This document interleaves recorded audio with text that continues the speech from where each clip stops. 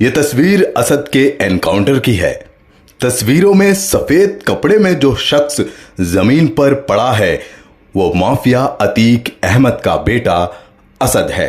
काले कपड़ों में जमीन पर पड़ा शख्स शूटर मोहम्मद गुलाम है। दोनों ही उमेश पाल हत्याकांड के आरोपी हैं। इन दोनों को झांसी में यूपी एसटीएफ ने एनकाउंटर में मार गिराया।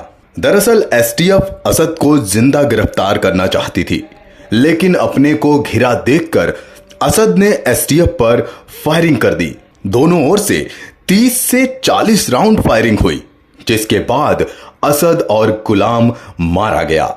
अतीक और उसके बेटे असद का खराब समय उसी दिन से शुरू हो गया था जब असद ने उमेश पाल की हत्या को अंजाम दिया था। इस हत्याकांड ने यूपी की सियासत को गरमा दिया था।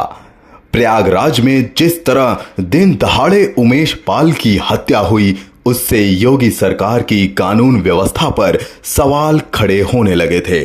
इस हत्याकांड से हर कोई अचंभित था। शुरू में किसी को इस घटना पर यकीन नहीं हुआ। विधानसभा में विपक्ष ने योगी सरकार पर लगातार तीखे हमले किए। हत्याकांड और विपक्ष के हमले से आहत सीएम योगी आदित्यनाथ ने सदन में माफियाओं को मिट्टी में मिलाने का ऐलान तक कर डाला। और मैं फिर इस बात को कह रहा हूं कि माफिया कोई भी हो, सरकार की जीरो टॉलरेंस की नीति है और उन माफियाओं के खिलाफ मिट्टी में मिलाने का काम उनको हमारी सरकार करेगी। पूरी मजबूती के साथ उनसे निपटने का कार्य करेगी। सीएम योगी आदित्यनाथ ने अपने इस वादे को कितना पूरा किया, इसे अतीक के उस बयान से समझा जा सकता है जिसमें वो कहता है, हम तो मिट्टी में पहले ही मिल गए थे, अब तो रगड़े जा रहे हैं। अतीक अहमद सीएम योगी सरकार के एक्शन से इतना डरा हुआ था, उसने प्रयागराज नहीं आने के लिए लाख बहाने बनाए, पर योगी सरकार के आगे अतीक की एक नहीं चली। तो अब वहीं असद एनकाउंटर के मुद्दे पर सियासत शुरू हो गई है। एनकाउंटर के बाद विपक्षी दलों ने यूपी एसटीएफ पर सवाल खड़े करना शुरू कर दिया है। तो वहीं एआईएमआईएम अध्यक्ष असदुद्दीन ओवैसी ने कहा कि बीजेपी न्यायालय को नहीं मानती और ना ही जजों पर उसका भरोसा है। उधर एसपी अध्यक्ष अखिलेश यादव ने असद के एनकाउंटर को जनता के मूल मुद्दे से ध्यान भटकाने का आरोप लगाया। तो वहीं बीजेपी ने असद के एनकाउंटर का समर्थन करते हुए इसे सीएम योगी के उस वादे को पूरा करने वाला बताया। अतीक के बेटे असद के एनकाउंटर के बाद जहां यूपी की राजनीति एक बार फिर से गर्मा गई है, वहीं अतीक के परिवार में गम का माहौल है, तो वहीं उमेश पाल के घर में खुशी का माहौल है।